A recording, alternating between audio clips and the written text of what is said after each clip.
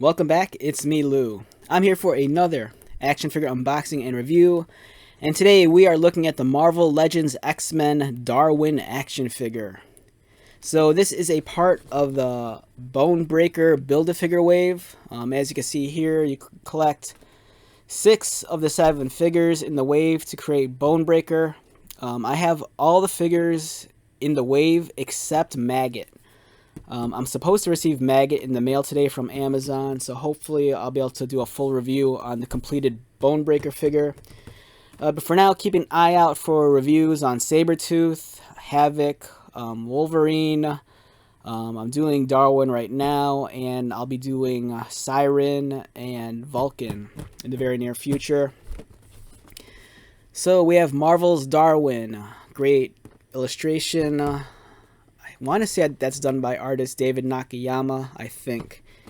He did a lot of the illustrations for this wave.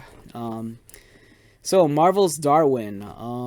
True to his name, Darwin has the power to adapt against any threat, be it searing volcanic heat or the cold vacuum of space. Okay, so I think unless you're like a long-time reader of the Marvel X-Men comic books, you might be unfamiliar with Darwin. He's not like necessarily one of the heavyweight mainstays of the X-Men roster. You know, he's not in the same league as like Cyclops or Wolverine or even like Gambit or something. But if you're a fan, a longtime reader, you'll recognize this character. He's not as relevant now as he was some years ago. The most recent story I recall that featured Darwin was maybe a little over 2 years ago. It's during the current Krakoan age of the X-Men comic books. I believe he was in a story in the X-Men title written by Jonathan Hickman. So in that storyline, Cyclops tasked 3 X-Men characters, Darwin being one of them. The other 2 were Sync and Laura, aka X-23, aka Wolverine. He tasked the 3 of them to infiltrate the vault. And the vault, I don't know how to explain it. It's kind of like, it's almost similar to the World, if you know what the World is in the X-Men comic books. But the vault was kind of like this hidden away like headquarters or superstructure. But once you got inside of it, time moved at a like accelerated pace. The inhabitants of the vault were like, I think they're supposed to be like the next evolutionary step of humans, but they're not necessarily mutants. I think they're like kind of like a weird hybrid of like man and machine. So I think they were kind of like cyborgs. I don't know. It's just kind of confusing. But Cyclops tasked Darwin, Sync, and Wolverine to infiltrate the vault. And the reason why he chose those 3 characters is that since the vault has an accelerated sense of time, like a normal person would not be able to exist in that space just because they would age like at the snap of a finger. But since Darwin, Sync, and Wolverine had certain abilities, it allowed them to like sustain themselves longer for long periods of time and be able to like survive within the confines of the vault. So that's why Cyclops chose those 3 X-Men to infiltrate it. It's very big in the current line of X-Men books that there's something called like a mutant circuit. They're really big right now on doing this thing with mutants where they try to like take groups of mutants and they'll try to work together in the sense that they'll try to combine their powers in ways that are productive and create, you know, some sort of new superpower or ability as long as those mutants are like within range of each other. And in the sense of this specific story, it was, so Darwin has the ability to adapt. That's his mutant power. X-23 Wolverine, she has, you know, since she's kind of like a genetic clone of Logan, she has Wolverine's healing factor. And then there's Sync. And Sync, he could like adapt or adopt mutants' powers as long as they're like within a certain range of them. But they've kind of expanded on that power a little bit more. So the 3 of them would work in tandem, and they'd kind of like uniform, in some sort of weird uniformity, combine their powers and allow them to survive inside the vault. So So that's kind of like the most recent story I remember Darwin being in. I want to say I think he died while in the vault. I think Darwin and Wolverine perished in the vault. I think he died, like, I don't think immediately, but I think close enough, like as soon as they entered the vault. I think they came under fire, and I think he might have been a casualty, whereas Sink and Wolverine happened to survive for, like, I think like hundreds of years inside of the vault before they eventually escaped. All right, so enough about that. That's hardcore nerd stuff. Darwin comes with 2 extra pair of hands in the accessory tray, and then he has the Build-A-Figure piece. This is a much needed piece for Bonebreaker. This is half of the tank, and it's pretty sizable also. There's no movable treads or wheels, which is unfortunate. And as you can see next to the figure, it'll give you an idea of how big Bonebreaker will be once he's assembled. You know, if you can imagine Bonebreaker and sitting atop the tank, you're looking at something that's going to be about like that large. I'm really excited to put Bonebreaker together. If you haven't seen it yet, go back in my videos. I actually made a custom Bonebreaker. Now for Darwin himself, I can tell you right now, this is going to be a short review. This is going to be a very basic figure. As you can see here, doesn't have a lot of bells and whistles. It's really just as bare as you can get. He stands at about 6.5 inches tall. Wonderful sculpt on the face. It's very almost like alien-like. Let's get him into focus. Get into focus, Darwin. There you go. He has these giant eyes that are like bulging out of his head. As you can see right there. Wonderful sculpted jawline and cheeks. It's a really creepy looking figure. I mean, just by the head by itself.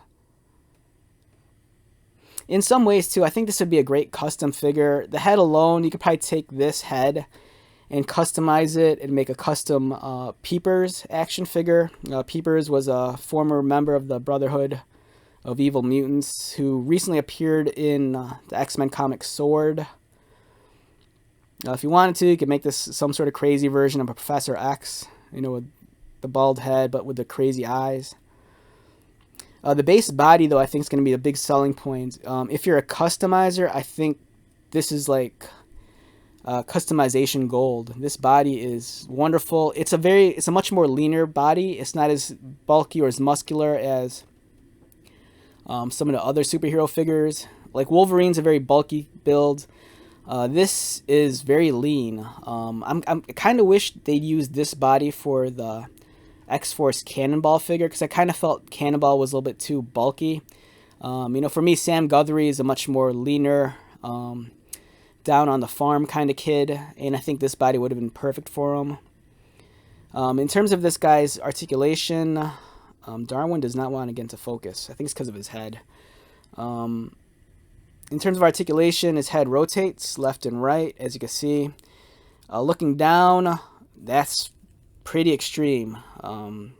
Great range of motion for looking down. Looking up, equally impressive. If this guy is a flyer, or if you want to use the body for a flyer character, you know, go for it. Articulation in his arms, getting back into focus. He has a butterfly joint, as you can see in the chest. Hopefully mine aren't stuck. I have such bad luck with butterfly joints. Butterfly joints allowed for extended range of motion, so you go like... Alright, this one's stuck. That sucks. Alright, does it? Alright, so yeah, it allows for extended range of motion moving forward. As you can see here, the arm goes like this. Or it can move back. As you can see, it allows it to arch back.